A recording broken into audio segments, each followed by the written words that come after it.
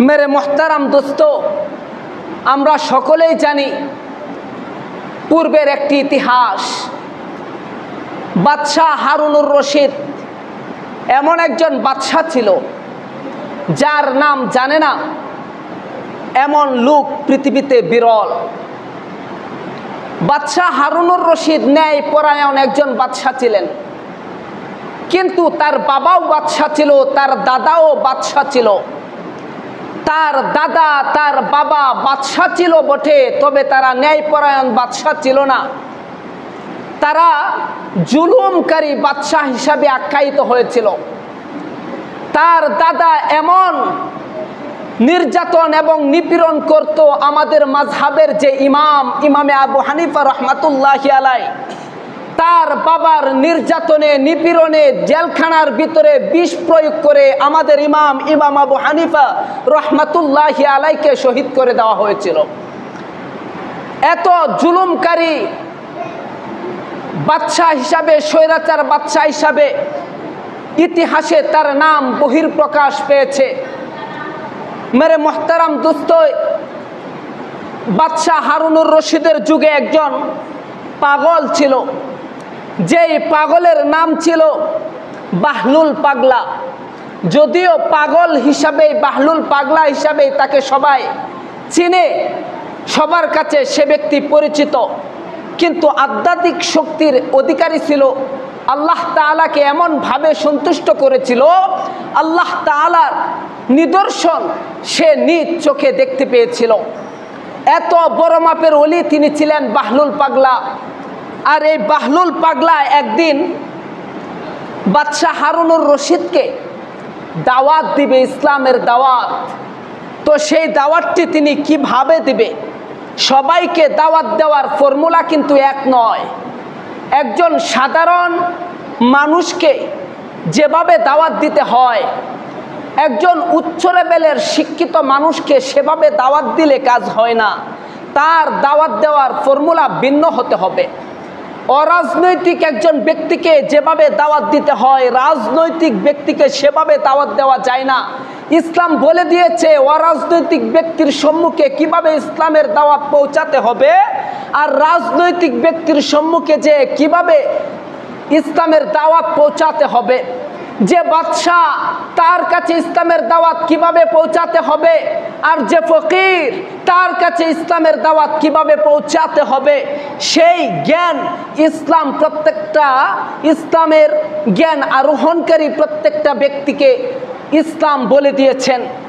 তো বাদশাহ হারুনুর রশিদকে কিভাবে দাওয়াত দিতে হবে, এই ফর্মুলা জানতেন বাহলুল পাগল। তো বাহলুল পাগল বাদশাহ হারুনুর রশিদের কাছে যাওয়ার কোনো রাস্তা পাচ্ছে না। তো এখন হারুনুর রশিদের কাছে না যেতে পারলে ওনাকে দাওয়াতটা কিভাবে দেওয়া যায়? এই বাদশাহ হারুনুর রশিদের কাছে দাওয়াত দেওয়ার জন্য উনি একটি পলিটিক্স করলেন, ফর্মুলা বের করলেন। কি ফর্মুলা? বাদশাহ হারুনুর রশিদের রাজদরবারের পাশে উনি 4টি মাইক ফিটিং করলেন, এবং মাইক ফিটিং করে এই মাইকে আওয়াজ দিচ্ছে, ইয়া আইয়ুহান নাস, হে মানুষ, ইরহামনি, আমাকে একটু রহম করো। ইন্নী আবিউ শাইআন, আমি এমন একটি জিনিস বিক্রি করি, ইউ তাশতারি হালাক, যেটা তুমি কিনলেও ফুরাবে, ওয়া ইল্লাম তাশতারি হালাক, যেই পণ্যটি তুমি না কিনলেও ফুরাবে। এভাবে বারবার আওয়াজ দিচ্ছে। বাদশাহ তো আর একাকিত্বভাবে এক দেনে এক খেলে সব সময় থাকে না। বাদশারা সব সময় একটা না একটা কাজে ব্যস্ত থাকে। সুতরাং বাদশাহ ব্যস্ত, সেই আওয়াজটা বাদশার কানে পড়ছে না। আবার সে আওয়াজ দিচ্ছে, আইয়ুহান নাস ইরহামনি ইন্নী আবিউ শাইআন ইউ তাশতারি হালাক ওয়া ইল্লাম তাশতারি হালাক। এভাবে একের পর এক যখন মাইকে আওয়াজ দেওয়া শুরু করলো, হঠাৎ করে একবার বাদশার কর্ণকহরে সে আওয়াজ চলে গেল। বাদশাহ তার একজন বডিগার্ড পাঠালেন, তার একজন পিএসকে পাঠিয়ে বললেন, দেখো তো বাহিরে কি আওয়াজ করে। তার অ্যাসিস্ট্যান্ট এসে দেখলো যে বাহিরে যে আওয়াজটি করতেছে সে সাধারণ কোনো মানুষ নয়, সে যুগের বাহলুল পাগল। তো বাদশাকে এসে বলল, যে ব্যক্তি বারবার আওয়াজটি দিচ্ছে তার নাম বাহলুল পাগলা।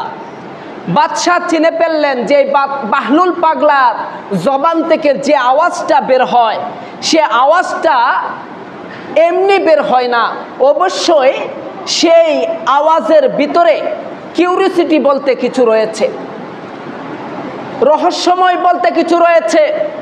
সুতরাং তার পিএসকে বলল, যাও তাড়াতাড়ি যে বাহলুল পাগলকে আমার রাজ দরবারে নিয়ে আসো।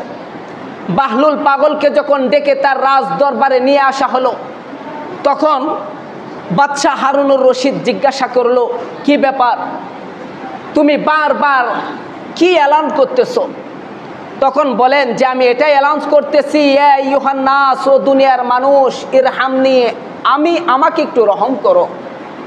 ইন্নি আবিউ শাইআন, আমি এমন একটি জিনিস বিক্রি করি যে জিনিসটা তুমি কিনলেও ফুরাবে, ওয়া ইল্লাম তাশতারি হালাক, তুমি না কিনলেও ফুরাবে। বাদশাহ হারুনুর রশিদ বললেন, তাহলে তুমি কি বিক্রি করো, সেই পণ্যটা কি যেটা মানুষ কিনলেও ফুরাবে এবং না কিনলেও ফুরাবে, সেই পণ্যটা আমাকে দেখাও। বাদশাহ হারুনুর রশিদের এই কথাতে বাহলুল পাগলা দৌড়িয়ে বাহিরে এসে একটি বরফের টুকরা, একটি বরফের গাটলি তার মাথায় নিয়ে দৌড়ায়া বাদশার রাজ দরবারে গিয়ে বললেন যে বাদশাহ, আমি এই বরফ বিক্রি করি, যে বরফ মানুষ কিনলেও ফুরাবে, যে বরফ মানুষ না কিনলেও ফুরাবে। বাদশাহ বুঝতে পারলো এখনো তার কথার ভিতরে রহস্যময় কিছু রয়ে গিয়েছে। বাদশাহ বললেন, আচ্ছা, এই বরফ তো কিনলেও ফুরাবে, না কিনলেও ফুরাবে, তুমিও জানো, আমিও জানি, পৃথিবীর সবাই জানে, তবে এর দ্বারা তুমি কি বুঝাতে চাচ্ছ? এই বাহলুল পাগলা বলেন, বাদশাহ হারুনুর রশিদ, আপনাকে আর আমাকে মহান রব্বুল আলামিন হায়াত নামক একটি বরফ দান করেছেন। যে হায়াত নামক বরফটিকে আপনি দুনিয়ার কাজে ব্যয় করলেও সেটা ফুরাবে, আখেরাতের কাজে ব্যয় করলেও সেটা ফুরাবে। যেই দুনিয়া নামক হায়াতের ভিতরে আল্লাহ তাআলা এমন একটি বরফ ফিটিং করে দিয়েছেন যে হায়াত বরফের সাথে এমনভাবে জড়িত, সেই হায়াতটিকে আপনি বাজারের মঞ্চে ব্যয় করলেও ফুরাবে, জায়নামাজে ব্যয় করলেও ফুরাবে। সেই হায়াতটাকে রাজনীতির ময়দানে, রাজনীতির বাসনে ব্যয় করলেও ফুরাবে। কোরআন তেলাওয়াতের ময়দানে, কোরআন তেলাওয়াতের বাসা দিয়ে আপনি সময়টাকে ব্যয় করলেও আপনার হায়াত ফুরাবে। তবে দুনিয়ার কাজে যারা এই হায়াতটাকে ব্যয় করবে, এই হায়াতটাকে ফুরাবে, তার জন্য অপেক্ষা করছে জাহান্নামের আগুনের অগ্নিশিখা। আর যে আখেরাতের কাজে সেই হায়াতটাকে ব্যয় করবে, হায়াতটাকে ফুরাবে, তার জন্যে রয়েছে আবাদুল আবাদ পর্যন্ত জান্নাতের নাজ নিয়ামত। এখন আপনি ভেবে দেখুন, আপনার হায়াতটাকে দুনিয়ার কাজে ব্যয় করবেন নাকি আখেরাতের কাজে ব্যয় করবেন? আমাদের প্রত্যেকের এই ঘটনা থেকে এটাই শিক্ষা নেওয়া উচিত, শিক্ষা গ্রহণ করা উচিত যে আজকে এই জুমার ময়দান থেকে, এই মসজিদের বাগান থেকে আমাদের হায়াতটাকে কোন কাজে ব্যয় করব। দুনিয়ার কাজে ব্যয় করলেও যুবক এই হায়াতটা ফুরিয়ে যাবে, আখেরাতের কাজে ব্যয় করলেও যুবক আমার তোমার হায়াতটা ফুরিয়ে যাবে। তাহলে আমার আপনার হায়াতটা কোন কাজে ব্যয় করব, আখেরাতের কাজে নাকি দুনিয়ার কাজে? ডিসিশন নেওয়ার ক্ষমতা, অধিকার একান্তই আমার আপনার একাকিত্ব ব্যক্তিগত বিষয়। আল্লাহ পাক রব্বুল আলামিন আমাদের প্রত্যেককেই আমাদের এই মহামূল্যবান হায়াতটাকে আখেরাতমুখী হয়ে আখেরাতের কাজে ব্যয় করার তৌফিক দান করুক। সকলে বলে আমিন।